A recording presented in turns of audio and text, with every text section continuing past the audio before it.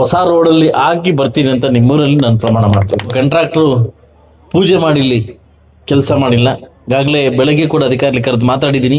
ಮುಖಾಂತರವಾಗಿ ವೀರಭದ್ರ ಸ್ವಾಮಿಯ ಒಂದು ಪೂಜೆ ಪುನಸ್ಕಾರದಲ್ಲಿ ಭಾಗವಹಿಸಿ ಇವತ್ತು ಒಂದು ಸ್ಟೇಜ್ ಹಾಕಿದ್ದೀವಣ್ಣ, ಬಂದು ಮಾತಾಡಬೇಕು ಅಂತಂದ್ರು.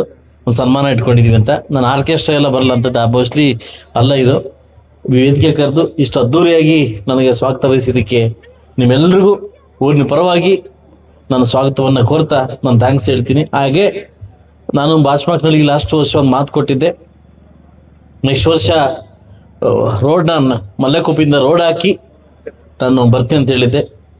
ಸ್ವಲ್ಪ ಅಡೆತಡೆಗಳಾಗಿದೆ.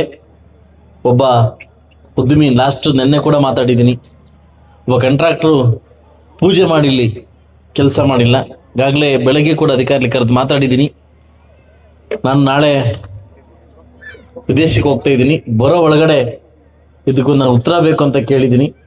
ಉತ್ತರ ಕೊಡದಿದ್ದ ಪಕ್ಷದಲ್ಲಿ, ಕಾರ್ಯರೂಪ ಬರೆದಿದ್ದ ಪಕ್ಷದಲ್ಲಿ ನನ್ನೆಲ್ಲ ಯುವಕರನ್ನ ಮತ್ತು ನನ್ನೆಲ್ಲ ಅಕ್ಕತಂಗಿನ ಕರ್ಕೊಂಡು ಅವ್ರಿಗೆ ಆಫೀಸ್ಗಳು ಮತ್ತು ಮುತ್ತಿಗೆ ಕಾರ್ಯಕ್ರಮ ಈಗಾಗಲೇ ಪ್ಲಾನ್ ಮಾಡ್ಕೊಂಡಿದ್ದೀನಿ.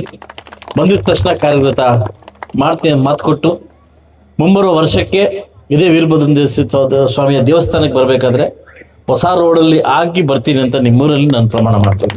ಹಾಗೆ ಇಷ್ಟು ಅದ್ದೂರಿಯಾಗಿ ನಾನು ಬರಮಾಡ್ಕೊಂಡಿದ್ದಕ್ಕೆ ನಮ್ಮ ರೆಡ್ಡಪ್ಪ ಇರ್ಬೋದು, ಮಂಜಣ್ಣ ಇರ್ಬೋದು, ನಮ್ಮ ಸೋಮು ಇರ್ಬೋದು, ನಮ್ಮ ವೇಣಣ್ಣ ಇರ್ಬೋದು, ಹಾಗೂ ನಮ್ಮ ಮುರಳಿ ಇರ್ಬೋದು, ತುಂಬ ಅದ್ದೂರಿಯಾಗಿ ನಾನು ಪ್ರೀತಿ ಕೊಟ್ಟಿದ್ದಕ್ಕೆ ನಿಮ್ಗೆ ಅಭಾರಿಯಾಗಿರ್ತೀನಿ.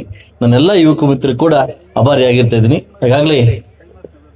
ಈಗಾಗಲೇ ನಾವು ಐಮಾಸ್ ಉದ್ಘಾಟನೆ ಮಾಡಿಕೊಟ್ಟಿದ್ರಿ.